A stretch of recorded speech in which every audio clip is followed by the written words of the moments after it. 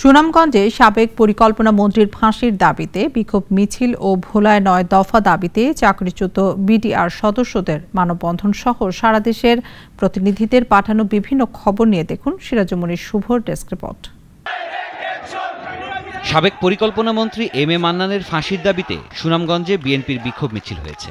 শহরের পুরাতন বাস স্ট্যান্ডের দলীয় কার্যালয় থেকে মিছিল বের হয়। এদিকে সুনামগঞ্জের জগন্নাথপুরে মৃত শাহনেওয়াজ চৌধুরীর বসতবাড়িতে হামলা, ভাঙচুর ও লুটপাটের প্রতিবাদে মানববন্ধন হয়েছে। দোষীদের গ্রেপ্তারের দাবি জানান এলাকাবাসী। ভোলায় ৯ দফা দাবিতে মানববন্ধন করেছেন চাকরিচ্যুত বিডিআর সদস্যরা। চাকরি পুনর্বহাল ও খুনিদের বিচার দাবি।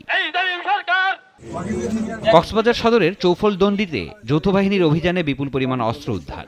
এলএনজি, একনলা বন্দুক, কার্তুজ, দেশীয় অস্ত্র ও ফাঁকা দলিল দস্তাবেজ জব্দ।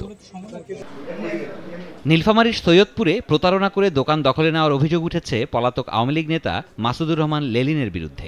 সংবাদ সম্মেলনে লেলিনের স্ত্রীর বিরুদ্ধে ভুয়া মামলা করার অভিযোগ করেন মৃত ব্যবসায়ী সাবির আনসারীর পরিবার। মোহাম্মদ মাসুদুর রহমান লেলিন কর্তৃক নেত্রকোনায় সাংবাদিকদের সাথে মতবিনিময় করেছেন ময়মনসিংহ রেঞ্জের ডিআইজি ডক্টর মোহাম্মদ আশরাফুর রহমান। উপস্থিত ছিলেন সদ্য যোগদান করা পুলিশ সুপার মির্জা সায়েম মাহমুদ।